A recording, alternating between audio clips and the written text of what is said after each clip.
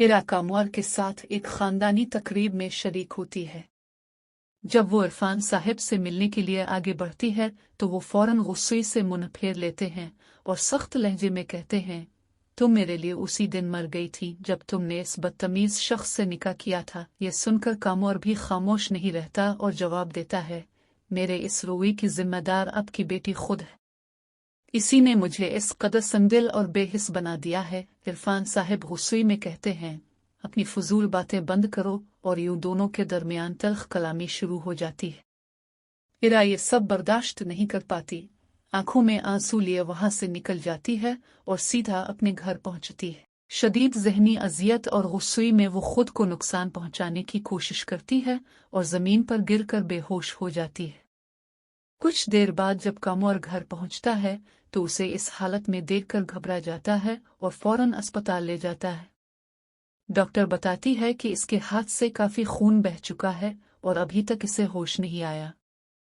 खबर मिलते ही इरफान साहब भी अस्पताल पहुंच जाते हैं और कामवार से कहते हैं, तुमने मेरी बेटी के साथ किया है। कामवार तलखी से जवाब देता है, कसूर आपका है, आप ही ने इसका दिल दिखाया था। थोड़ी देर बाद इरा को होश आता है तो इरफान साहब इसके पास जाकर नरमी से कहते हैं, बेटा मुझे माफ कर दो, मुझे तुम्हारे साथ ऐसा सलूक नहीं करना चाहिए था, मगर वो शख्स तुम्हारे लायक नहीं है, तुम्हें उसकी वजह से खुद को अजियत देने की कोई जरूरत नहीं। इरा आहिस्ता आवाज में कहती है, बाबा गलती मेरी ही है, मैंने दो मोहब्बत करने वालों को खुद से नाराज कर दिया, अब भी मुझसे खफा हो गए। और कामवार भी। इतने में कामवार कमरे में दाखिल होता है और कहता है, इरा मेरी वजह से अपनी जान लेने की कोशिश मत करो, मैं चाहे जितनी भी नफरत करने की कोशिश करूं, तुम्हें इस हाल में नहीं देख सकता। मैं अब तुम्हें कोई तकलीफ नहीं दूंगा, बल्कि तुम्हारी जिंदगी से दूर हो जाऊंगा। ये कहकर वो फौरन वहां से चला जाता है। इरफान साहब इरा को अपने घर ले जाते हैं। चंद दिन बाद उनके कहने पर इरा मुल्क छोड़ने का फैसला कर लेती है। वो एयरपोर्ट के लिए निकलने ही वाली होती है कि अचानक फारिया वहां आ पहुंचती है। इरा उसे देखकर हैरान रह जाती है। फारिया रोते हुए कहती है, इरा खुदा के लिए कामवार को छोड़कर मत जाओ, वो वाकई तुमसे मोहब्बत करता है। मैंने तुम दोनों को बहुत तकलीफ पहुंचाई है और आज इसकी सजा पा रही हूं।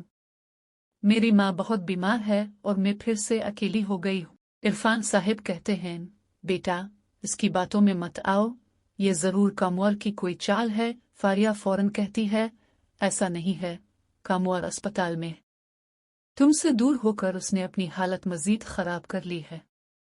यह सुनकर इरा परेशान हो जाती है और कहती है, बाबा मुझे अभी अस्पताल जाना है। वो फौरन कामवार के पास पहुंचती है। कामवार उसे देखकर धीमी आवाज में कहता है, मुझे यकीन था तुम मुझे छोड़कर नहीं जा सकती, प्लीज मुझे माफ कर दो। इरा जवाब देती है, मैं कहीं नहीं जा रही, मगर वादा करो पहले जैसे नहीं बनूंगे। इरा के अल्फाज सुनकर कामवार की आंखों में नमी आ जाती है। वो कमजोर आवाज में कहता है, मैंने अपनी अना और गुस्से में सब कुछ खराब कर दिया, मगर अब मैं सच में बदलना चाहता हूँ। इरा इसका हाथ थाम लेती है और कहती है, मोहब्बत सिर्फ दावों से नहीं, रोवे से साबित होती है। अगर हम साथ रहना चाहते हैं तो हमें माजी को दफन करना होगा। उधर इरफान साहब दरवाजे पर खड़े ये सब सुन रहे होते हैं। उनके दिल में भी नरमी आ जाती है।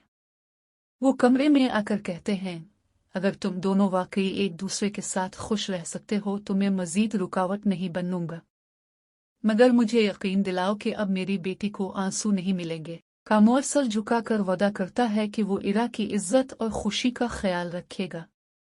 चंद दिनों में कामवार की तबीयत संभल जाती है। फारिया भी अपनी गलतियों का एतराफ करके हमेशा के लिए इन दोनों की जिंदगी से पीछे हटने का फैसला कर लेती है।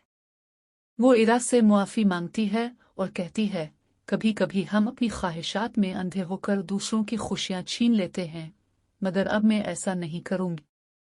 कुछ अरसे बाद एक सादा सी तकरीब में इरा और कामवार नए अहद के साथ अपनी जिंदगी का आगाज करते हैं। इस बार उनके रिश्ते की बुनियाद जिद और अना नहीं बल्कि समझौता, बर्दाश्त और सच्ची मोहब्बत होती है। इरफान साहब भी बेटी को खुश देखकर मुतमईन हो जाते हैं।